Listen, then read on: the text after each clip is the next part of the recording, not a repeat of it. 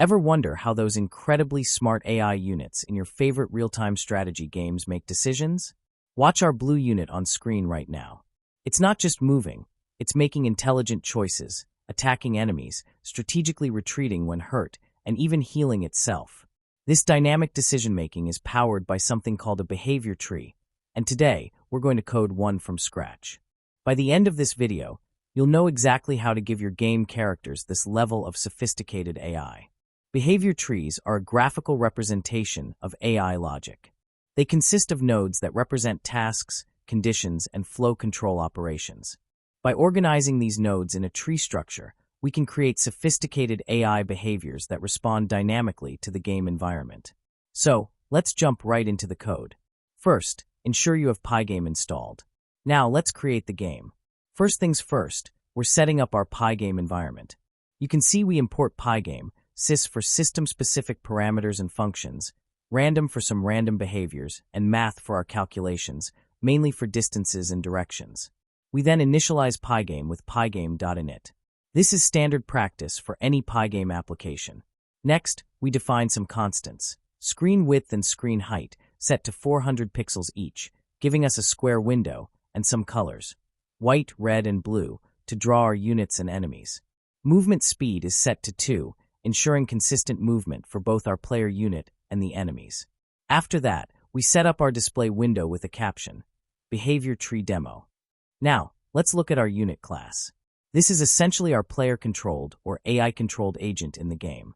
In its init method, when a unit is created, it's given an X and Y coordinate for its position. It also starts with health set to 100 and a direction, which is a random angle in radians, for its initial movement.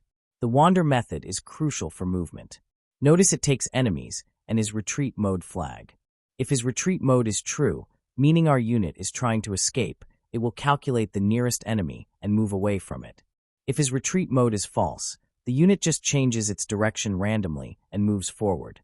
We also include boundary checks to ensure the unit stays within the screen. The attack method is straightforward. It reduces the unit's health by 10. In a real game, this would involve more complex logic, like checking for line of sight or enemy proximity. Patrol is another behavior. It calls wander method to move around, and importantly, if the unit's health isn't full, it tries to revive. The retreat method is called when our unit needs to get away from danger. It sets his retreat mode to true if the unit's health drops below 30. Then, it calls wander with this flag, ensuring the unit moves away from enemies. If it's in retreat mode, it also attempts to revive.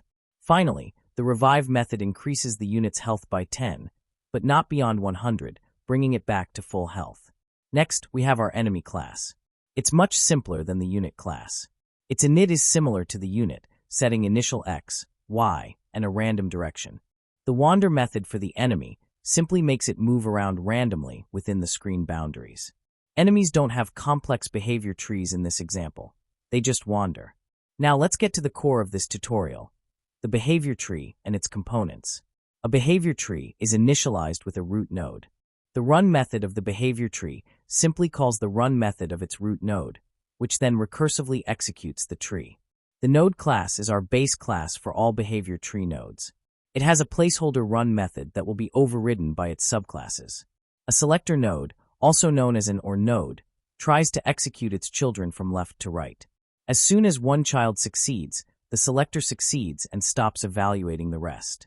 If all children fail, the selector fails. Think of it as try to do this or this or this. A sequence node, on the other hand, acts like an end node. It executes its children from left to right. If any child fails, the sequence immediately fails and stops. If all children succeed, the sequence succeeds. This is perfect for do this, and then this, and then this. Then we have condition and action nodes. A condition node takes a condition_func as its argument during initialization. Its run method simply calls this function. If the function returns true, the condition succeeds, otherwise it fails. This is how we check for game states like is an enemy near? Or is my health low? An action node takes an action func. Its run method executes this function. Actions are the actual behaviors our agent performs like attack or patrol. We then define some specific condition functions. Is enemy near checks if any enemy is within a 50 pixel radius of our agent. Is enemy far is the opposite, returning true only if all enemies are beyond that 50-pixel radius. This is a bit of a simplification, but it works for our demo. Low health simply checks if the agent's health is less than 30. Finally, we arrive at our main function, where the game loop and behavior tree are set up. We initialize our clock for controlling the frame rate. We create a unit at the center of the screen and 10 enemies at random positions. Now here's where the magic happens. We build our behavior tree. Our root node is a selector. This means our unit will try to execute its children in order, and the first one that succeeds will determine its action. Let's break down the children of this root selector. The first child is a sequence. This sequence has two nodes, a condition that calls enemy near, an action that calls unit.attack. So if an enemy is near, this sequence will succeed, and our unit will attack. If no enemy is near, this sequence fails, and the selector moves on to the next child. The second child is another sequence, a condition that calls low health, an action that calls unit.retreat. If the unit's health is low, and the first sequence, attack, didn't succeed, then this sequence will activate, and the unit will retreat. Notice we use a lambda here to pass the enemy's list to the retreat function. The third and final child of our root selector is also a sequence, a condition that calls enemy far, an action that calls unit.patrol. If the unit isn't attacking because no enemy is near, and its health isn't low, so it doesn't need to retreat, then this sequence will execute and the unit will patrol the area. This is our default behavior.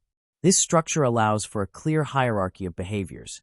Attack if danger is immediate, retreat if personal safety is at risk, and patrol if neither of those is a concern. We then create our behavior tree instance, passing in the root node. Our main game loop starts now. Inside the while running loop, we handle events, specifically checking if the user wants to quit. We fill the screen with white in each frame. Next, we're updating our game logic, like enemy movement and the behavior tree, only once every 60 frames. Since our clock.tick is set to 240, this means these updates happen roughly every quarter of a second, or 4 times per second. This prevents the units from moving too erratically or the AI from recalculating its every thought in every single frame, which can be computationally expensive in larger games. Within this conditional block, we iterate through our enemies and call their wander method to make them move around. Crucially, we then call behavior tree.run. This is where our unit's AI makes its decision based on the current game state and executes the appropriate action. After updating the game state, we draw our unit as a blue square and our enemies as red squares using pygame.draw.rect. We then use pygame.display.flip to update the entire screen and clock.tick to cap our frame rate at 240 frames per second, providing a smooth visual experience. The frame counter is increment to keep track of frames for our update logic. Finally, when the loop ends, we call the quit function and insist.exit to clean up and close the application. And that's it. When you run this code, you'll see a blue square, your unit, and several red squares, enemies. Observe how the blue square behaves. If a red square gets close, the blue square will print, attacking the enemy, and its health will decrease. Though you don't visually see the health bar, you'll see the print output. If its health drops low, it will start printing retreating to safety and move away from the nearest red square, simultaneously printing reviving as its health regenerates. If there are no enemies nearby and its health is good, it will simply wander around, printing patrolling the area. This simple demonstration beautifully illustrates the power of behavior trees for creating modular, readable, and highly flexible AI. You can easily add more complex behaviors, conditions, and actions by simply adding more nodes to your tree without rewriting large conditional statements. I hope this explanation has been clear and helpful. Behavior trees are a fantastic tool for game developers, and I encourage you to experiment with this code and build upon it. If you have any questions, feel free to leave them in the comments below. Don't forget to like this video and subscribe for more game development tutorials. Thanks for watching, and I'll see you in the next one.